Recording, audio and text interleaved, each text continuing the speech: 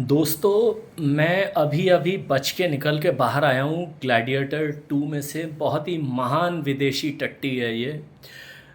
Gladiator एक ऐसी film थी जो क्लासिक थी, जिसके डायलॉग्स फ़ेमस हो गए थे, कॉर्पोरेट ट्रेनिंग में उसे यूज़ किया जाता था।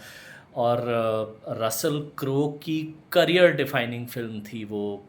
उन्होंने जो मैक्सिमस टेरियस का जो रोल किया था। और अभी कुछ दिनों पहले ही मतलब ऐसे ही मैं बैठा हुआ था तो वो जो यूट्यूब पे उनकी एक क्लिप भी पड़ी हुई है, जिसमें वो उस एम्परर को बोलते हैं ना कि इस जन्म में या अगले जन्म में साले मैं तुझे टपकाऊंगा तो सही, I will have vengeance in this birth और द नेक्स्ट।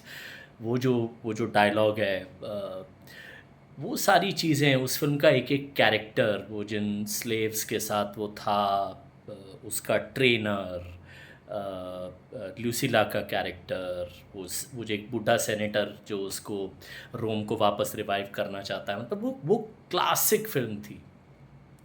इस फ़िल्म को देखते हुए जब मैं आ रहा था वापस गाड़ी भगाता हुआ, मतलब आधा बेहोश सा, मुझे कई कहावतें याद आ रही थी। पहली कहावत मुझे याद आ रही थी जॉर्ज बर्नार्ड शॉ की, जिन्होंने बहुत पहले कहा था, beware of old man, they are not afraid of what happens to the world.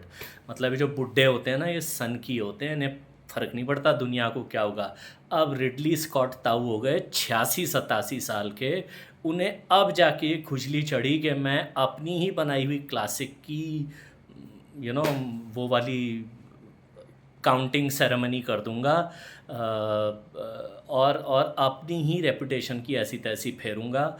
तो उन्हें जोश आया, उन्होंने कहा कि नहीं, मैं ग्लैडिएटर 2 बनाऊंगा, भले कहानी हो उल्टी सीधी हो। मुझे दूसरी कहावत याद आई जो किसी सिनेमा के संत ने शायद कही थी, या लिटरेचर के संत ने कही थी, कि classics should be left alone. Ram Gopal Verma साहब ने यहाँ हिंदुस्तान में वो सबक लिया ना, जब से उन्होंने शोले की रीमेक अटेम्प्ट की, उनके करियर के ही शोले लग गए। तो लोग सुधरते नहीं हैं, लोग मानते नहीं हैं। मैं देखने गया, इंटरवल तक मुझे लगा भी कि शायद कुछ बन रहा है ठीक ठाक, लेकिन इंटरवल के बाद तो भैया सर पकड़ लो। एक तो कहानी ये है कि वो जो बच्चा था ना, लूशियस, वो बच गया है। वो अब हैनो बन चुका है, एक न्यू मीडिया बोल के अफ्रीकन कंट्री है। वहाँ पे एक तो ये इन फिल्मों में वो भी एक प्रॉब्लम है ना, ज़रा नाम पहले प्रैक्टिस करो 5-5 बार।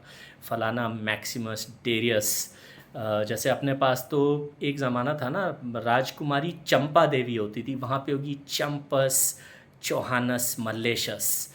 मतलब वो नाम बोलने में तकलीफ़ होती है। तो ये है लूशियस। ये एक एक अफ्रीकन कंट्री है जिस पे ये आर्केशियस जो भी है, ये रोमन सेनापति है, अटैक करता है। वो अटैक करता है तो ये गुलाम हो जाता है, और इसकी बीवी उसमें मारी जाती है। तो अब इसे बदला लेना है, इस जनरल को टपकाना है। जनरल बना हो तो है इस वक्त उसकी अम्मा जी का ही पति, ल्यूसिला का, आई एम सॉरी। अब ल्यूसिला और को रोम को रिवाइव करना है, और कैशियस भी यही चीज़ कर रहा है। तो एक लड़ाई में, जब कोलेसियम में जहाँ ये ग्लैडिएटर बना दिया गया इसको, वहाँ एक आखिरी लड़ाई में आर्केशियस इसको ये बात बता देता है कि भैया, मुझे तू भले मार दे लेकिन रोम का भला कर। अच्छा, रोम को दबा रहे हैं ये दो जुड़वा भाई टाइप एम्परर्स। एक का नाम है गेटा, एक का नाम काराकेला। तो मतलब मेरी मेरी कंफर्ट के लिए एक को मैं बुलाऊंगा एम्परर गीता, और एक को एम्परर काला करेला। इनकी हरकतें भी वो जो कुढ़ी मरी सी ननद भाभियाँ होती है ना एकता कपूर के सीरियल में, ये क्या हो रहा है, वो क्या हो रहा है, मतलब वैसी अदाओं से वो बात करते हैं।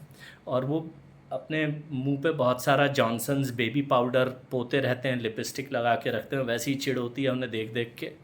और दोनों मतलब ईगोइस्टिक इनसिक्योर उस टाइप के लोग हैं। उनकी वजह से रोम तड़प रहा है। वैसे भी इस पिक्चर को देखते देखते आप भी तड़पने लगोगे।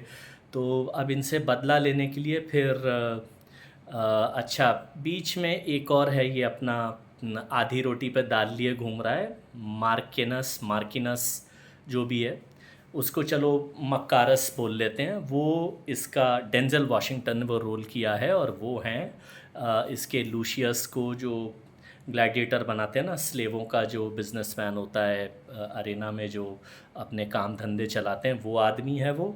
और वो अपना चला रहा है ये भाई के साथ गेम के, ये इसको मारेगा, वो उसको मारेगा, वो इसको मारेगा, वो उसको तड़पाएगा, वो उसको जलाएगा, इसको फूंकेगा, फिर मैं पूरे रोम का राजा बन जाऊंगा।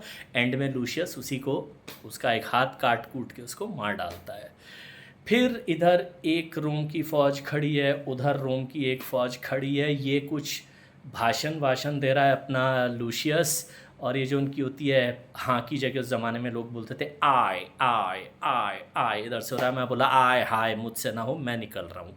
मैं आय हाय करता हुआ थिएटर से भाग गया जब ये भाषणबाजी चल रही थी। तो आखिरी के 5-10 मिनट में अगर इन सारी सेनाओं ने मिलकर लूशियस को भी फूंक दिया हो, क्योंकि मैं सोच रहा था ये हो जाए तो अच्छा है, क्योंकि अगर लूशियस बच गया तो फिर ग्लैडिएटर 3 बनेगी, मजबूरी में मुझे वो भी देखनी पड़ेगी। तो थिएटर से भागते हुए मैं यही दुआ मांग रहा था कि दोनों आर्मियों ने मिलकर लूशियस को भी फूंक दिया हो। तो यही है मतलब। इसके अलावा इस फिल्म में क्या है, और कुछ नहीं है भाई, और इस फिल्म में कुछ भी नहीं है। बस यही है कि थोड़ी बहुत एक मेरे को एक रोमन ग्रीक जो भी लैटिन की कहावत सुनने को मिल गई, वे विक्टस, जिसका मतलब है वो टू द कॉन्कर्ड, मतलब जिन लोगों को किसी युद्ध में हरा दिया गया हो, जो मर खप गए हों, उनकी उनकी बदनसीबी अपरंपार है। और इस फिल्म की जो टिकट खरीद रहे हो उनको मैसेज आना चाहिए बुक माई शो या थिएटर वालों की तरफ से, वे विक्टर्स के, बेटा अब तेरी बदनसीबी भी अपरंपार है।